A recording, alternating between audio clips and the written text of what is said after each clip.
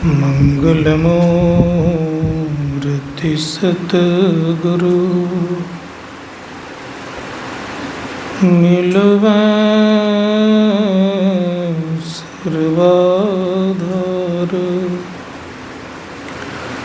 मंगलमय मंगल कर बिनुआ बार। धन्य धन्य सतगुरु सुख महिमा कही न जाए। जो कछु कहो तुम्हारी कृपा मोते कछु न साय।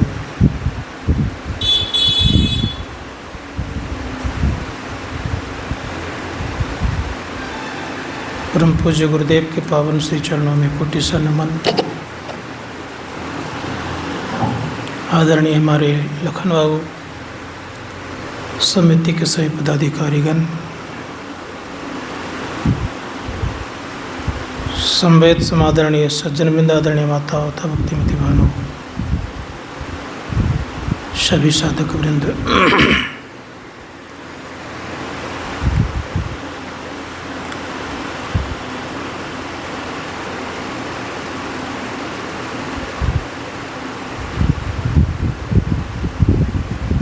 भगवान शंकराचार्य ने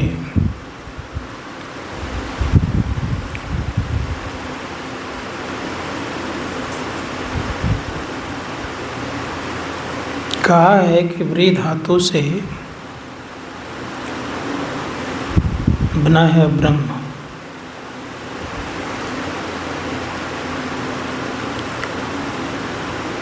और उसका अर्थ होता है सबसे बड़ा।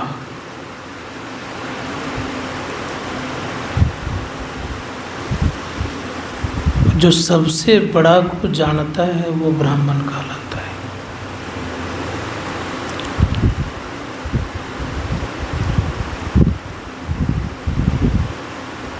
भगवान शंकराचार्य का एक जगह और एक अच्छी बात है।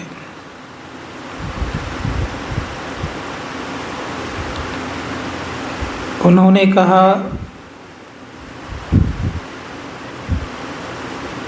कि भक्ति क्या है। विवेक चूड़ामणि में उन्होंने वर्णन किया है, आत्मानुसंधानम भक्तिरित्य विधीयते। आत्मा का अनुसंधान करते हैं, अनुसंधान मतलब खोज, तो भक्ति कहलाती है। दो पॉइंट बड़ा मार्मिक पॉइंट है। एक तो कहा कि जो बड़ा को जानते हो ब्राह्मण, अर्थात ब्रह्म को जानने वाले। दूसरी बात कही गई कि जब आत्मा की खोज करते हैं तो भक्ति कहलाती है। आत्मा की खोज कैसे किया जाए? आत्मा तो अति सूक्ष्म है। जब अति सूक्ष्म है तो उस आत्मा की खोज कैसे करेंगे? तो धर्मशास्त्रकार कहते हैं कि आत्मा की खोज करने के लिए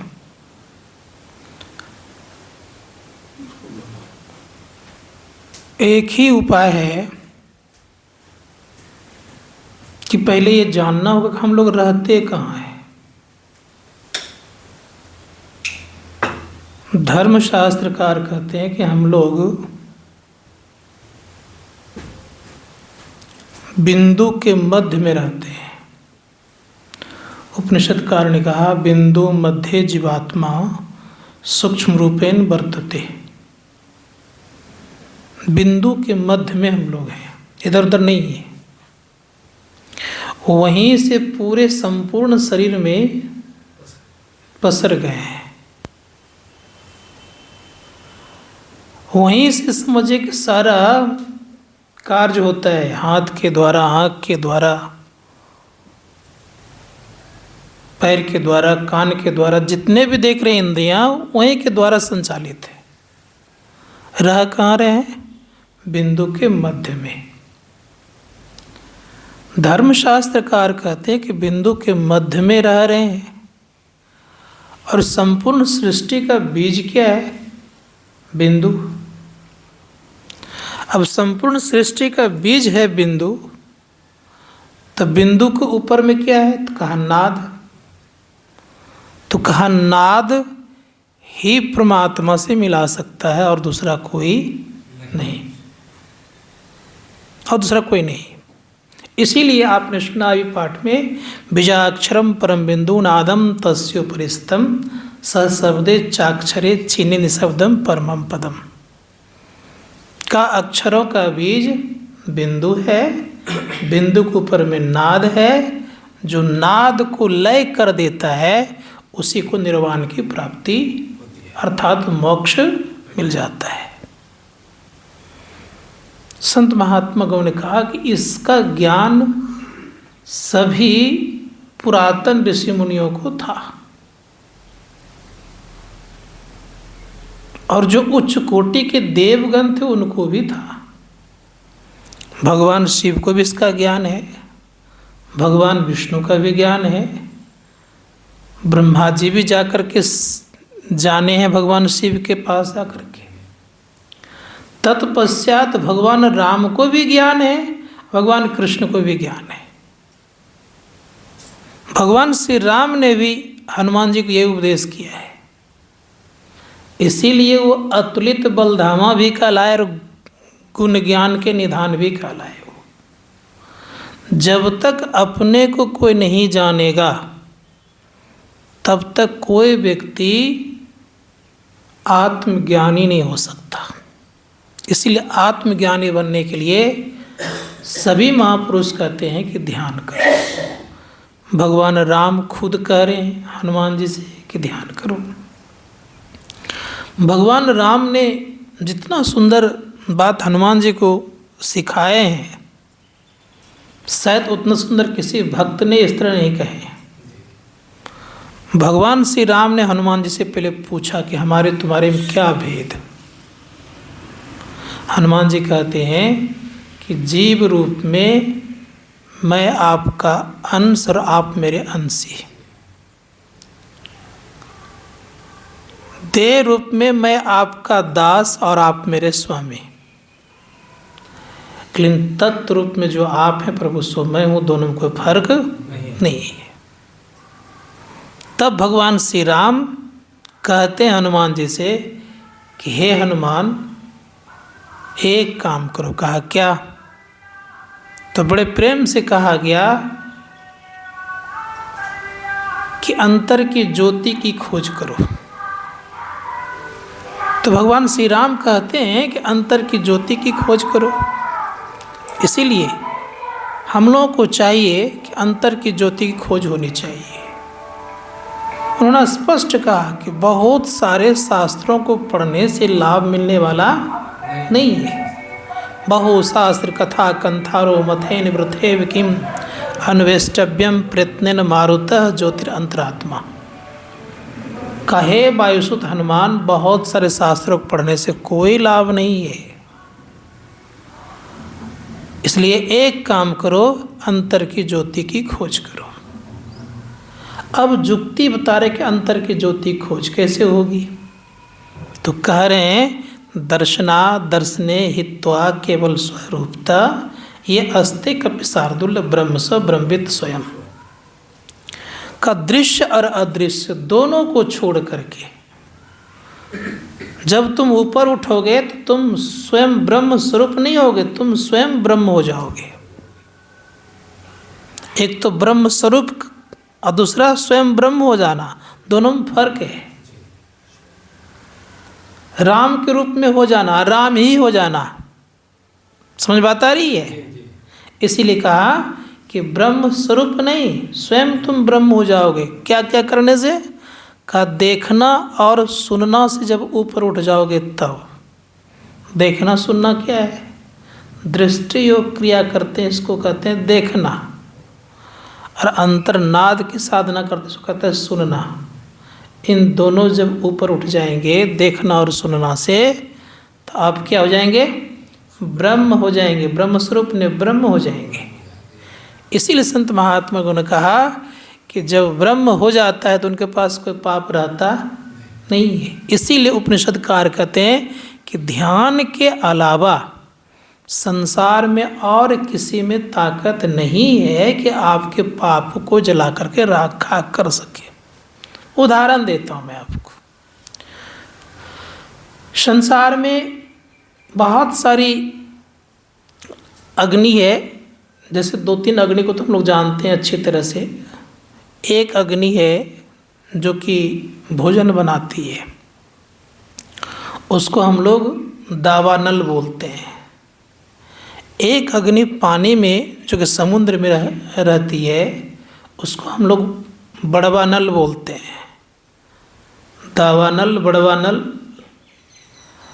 और दूसरी अग्नि है पेट में, उसको जठरानल बोलते हैं। 3 हो गया। चौथी अग्नि है योगा अग्नि, योगानल बोलते हैं उसको। उसी अग्नि में जब अंतर ज्योति की उत्पत्ति होती है तब पाप जलता, उसके पहले पाप जलता नहीं है। संसार की अग्नि को जलाने के लिए जो अग्नि देखते हैं, इससे ईंधन जल जाता है, लेकिन इससे पाप नहीं जल सकता, चाहे किसी प्रकार से आप उत्पन्न क्यों नहीं किए हैं, क्योंकि ये अग्नि घृसन से पैदा हुआ है। जो लकड़ी जलाती है, ये अग्नि कैसे पैदा हो गया? घृसन से। इसके पीछे क्या रीजन है तो ये देखना पड़ेगा। इस अग्नि में 2 तत्व समाया हुआ है। कौन कौन? हवा है और आकाश भी है, और इसके नीचे भी 2 हैं, जल है और मिट्टी है। बात समझ आ रही कि नहीं? तो संत महात्मा गण कहते हैं कि 2 तत्व नीचे है तो ये समाया हुआ नहीं है, लेकिन वो 2 तत्व समाया हुआ है, हवा और अग्नि। तो ऋषि मुनिगणों ने कहा है कि हवा है और आकाश और अग्नि, 3 तत्व उसमें विद्यमान है। जैसे देखिएगा हवा चलती है तो आग क्या होती है? तेज हो जाती है, और उस पर मिट्टी और पानी डाल दिए क्या हो जाएगा? कारण ये है कि मिट्टी और पानी दोनों हवा अग्नि से मोटा है। मिट्टी और पानी दोनों अग्नि से मोटा होने के नाते मोटा चीज़ पड़ता है तो वो बुझ जाती है, और वही हवा चल जाती है तो धधक जाती है अग्नि, क्योंकि वो पतला है। किससे? अग्नि से। तो धर्मशास्त्रकार कहते हैं और जो पाप है सबसे पतला है।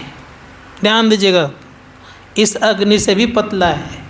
इसलिए इस अग्नि जब पतला है तो इसी कारण से इस अग्नि से पाप जलने की संभावना नहीं है। इसीलिए उसके लिए कौन सी अग्नि चाहिए? योगा अग्नि चाहिए। इसको कहते हैं हम लोग अंतर्ज्योति। अंतर्ज्योति के द्वारा वो पाप जलता है। इसके अलावा संसार में कोई उपाय नहीं है। वो भी उत्पन्न होता है दोनों के मिलने से, और ये भी 2 लकड़ियों के घर्षण से उत्पन्न होता है। ध्यान दीजिएगा मेरी बात पे। आज दोनों दृष्टि की धारें जुटती है तो दृष्टि कितनी पतली है। दृष्टि को देख पाते हैं हम लोग? नहीं देख पाते हैं, लेकिन हम लोग दृष्टि से ही देखते हैं सबको। लेकिन बीच में जो कुछ देख रहे हैं हम लोग, वो दिखाई पड़ रहा है? वो नहीं दिखाई पड़ रहा है। तब जब दृष्टि इतनी पतली है तो उसके द्वारा जो आग उत्पन्न वो कितनी पतली होगी। इसी कारण से उसी अग्नि से हम आपका पाप जलता, दूसरा को उपाय नहीं है। इसीलिए कहा यदि शैल समम पापम विस्तृण्यम बहुयोजनम भिद्यते ध्यान योगेना नान्यो भेद कदाचन। कई योजन तक पहाड़ के समान पाप अगर फैला हुआ हो वो भी ध्यान योग से नष्ट हो जाता है। लेकिन ध्यान किसको कहते हैं? आँख बंद कर लिए, बैठे हैं घंटों देर, ये ध्यान हो गया। तब उपनिषदकार कहते हैं कि ये ध्यान नहीं, ये अभ्यास कर रहे, ध्यानाभ्यास कर रहे हैं। ध्यान किसे कहते हैं? का ध्यानं निर्विषयं मनः। ध्यान वो है जब मन निर्विषय हो जाए। ध्यानं शून्यगतं मनः। ध्यान वो है जब मन शून्यगत हो जाए। तो मन शून्यगत से तात्पर्य मन संकल्प विकल्प रहित होते ही ध्यान बनना प्रारंभ होता है। मन में थोड़ा भी संकल्प विकल्प हो रहा है तो वो ध्यान नहीं है। संत महात्मा गण कहते हैं कि विषय मन में हरदम होते रहता है। विषय का ही एक इसका कारोबार है, दूसरा कोई कारोबार करता नहीं है। ये दो ही काम सीखा है, संकल्प विकल्प करना और कुछ नहीं करना। मन का नाम भी कैसा पड़ा है, कैसे पड़ा? मन किसको कहते? तो मन का परिभाषा क्या है? संकल्पो विकल्पो मना। जो संकल्प विकल्प करता है उसे हम मन कहते हैं। और जिसका यही काम है और उसको आप चाह रहे हैं कि इसको हम बंद कर दें, तो बंद करेगा? कर पाएगा वो जल्दी? कोई कठिन काम है। तो संत महात्मा गण कहते यही संकल्प विकल्प को जो बंद कर देता है उसी व्यक्ति का ध्यान हो जाता है। और जैसे ध्यान होता है उसी वक्त उसके पाप खत्म हो जाते हैं। तो जब तक संकल्प विकल्प खत्म नहीं हो तब तक ध्यान नहीं। लोग कितना कहते हैं, अरे तुरंत आता चला जाता है। वो कहीं जाता आता नहीं है, आप वहाँ से हट जाते हैं। वो जहाँ के तहीं पड़े हुए हैं। आप उतने देर के लिए आप मन को चुप किए तो उतना देर आपको दिखाई पड़ा। जैसे उस से हटे तो फिर वो चला गया, कहीं गया नहीं है आपके पास। मन ने उसको छोड़ दिया, अर्थात संकल्प विकल्प करना शुरू कर दिया, प्रारंभ कर दिया। जैसे प्रारंभ कर दिया संकल्प करना तो वो समाप्त नहीं हुआ है, वो लुप्त हो गया, अर्थात छिप गया। हमको लग रहा है कि वो कहीं गया नहीं है। संकल्प विकल्प कर रहे हैं, जैसे मान लिया जाए इसकी आवाज़ कम है, यह माना जाए कि एक बहुत ज़्यादा पावर वाला प्रकाश आ जाए और कम पावर वाला प्रकाश रहे तो क्या स्थिति होगी? तो कम पावर वाला प्रकाश क्या लुप्त हो जाएगा, बेसी पावर वाला प्रकाश एक दिखने लग जाएगा। ठीक उसी प्रकार से स्थिति क्या होती है? तो जैसे वो स्टार्ट करता है अपना काम, कौन? मन, उसी समय वो लुप्त हो जाता है और कहीं कुछ होता नहीं है, छिप गया एक तरह का।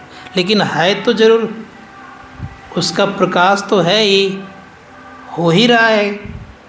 काम त्यागना नहीं चाहता ये मन, सब कोई त्याग देगा लेकिन ये मन काम नहीं त्याग सकता है। इसीलिए संत महात्मा गण कहते हैं मन को त्यागने के लिए सारी विधियां अपनाए हैं। मानस जप कीजिए, मानस ध्यान कीजिए, दृष्टि योग क्रिया कीजिए, ये मन को चुप करने के लिए। लेकिन इन सबों क्रियाओं से मन अधिक शांत नहीं होता है। ऋषि मुनिगण कहते हैं कि मन को वश करने के लिए एक ही उपाय है। क्या? तो संत कबीर साहब कहते हैं कि दृष्टि योग में भी मन अस्थिरता पूर्वक नहीं रह पाता है। तब क्या होता है? तो ऋषियों ने कहा है कि मन शांत होता है, एक उपाय है उसका। कहा क्या? का शब्द खोजी मन वश करे, सहज योग है यही। इस सहज योग को अपनाना पड़ेगा। और जब तक सहज योग को नहीं अपनाएंगे तब तक सहजानंद की प्राप्ति संभव नहीं है। तो सहज योग चाहिए, सहज सुख चाहिए।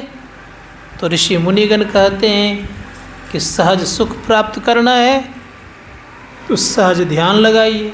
सबसे सहज है श्रुत शब्द योग, नादानुसंधान, इससे और जो संसार में कुछ सहज नहीं है। इसलिए धर्मशास्त्रकार कहते हैं इसको करने का चेष्टा और प्रयत्न जो करेगा वो व्यक्ति एक न दिन आगे बढ़ेगा। तो ये है ध्यान की स्थिति। इसमें अब मन रमता है, मन मृगावत है। लेकिन जब मृगा को बांसुरी सुनाया जाता है तो मृगा शांत हो जाता है, आवाज़ सुनते ही शांत हो जाता है। मन जल के तरंग के तरह चंचल है, लेकिन जैसे किनारा लगता है तो वैसे वो तरंग शांत हो जाता है। उसी प्रकार से मन को जैसे शब्द रूपी किनारा मिलता है, मन शांत हो जाता है। संत महात्मा ने कहा कि शब्द साधना से ही ये मन बस में होता है। इसलिए संत कबीर साहब ने कहा, साधो भाई शब्द साधना कीजिए, जेहि शब्द से प्रगट भय सब सोई शब्द गही लीजिए। जिससे संसार बना है उस शब्द के लिए बिना कोई भी मन को मन जीत नहीं कर सकता, अर्थात मन को जीतने में सक्षम नहीं हो सकता। संसार का कोटि उपाय कोई कर ले, करोड़ों उपाय कर ले, लेकिन जब तक शब्द का उसके जीवन में प्रादुर्भाव नहीं होगा, उत्पन्न नहीं होगा, तब तक संभव नहीं है कि उनकी ऊर्ध्वगति हो जाएगी, उत्थान हो जाएगा। ये संभव नहीं है। इसलिए धर्मशास्त्रकार कहते हैं शब्द सर्वोपरि है, क्योंकि शब्द से संसार की सृष्टि और शब्द से ही परमात्मा की प्राप्ति। इसलिए संत महात्मागण कहते हैं शब्द ध्यान करने पर एक न एक दिन व्यक्ति परमात्मा को प्राप्त करते हैं, सारे दुख का अंत करते हैं। बोलिए प्रेम से।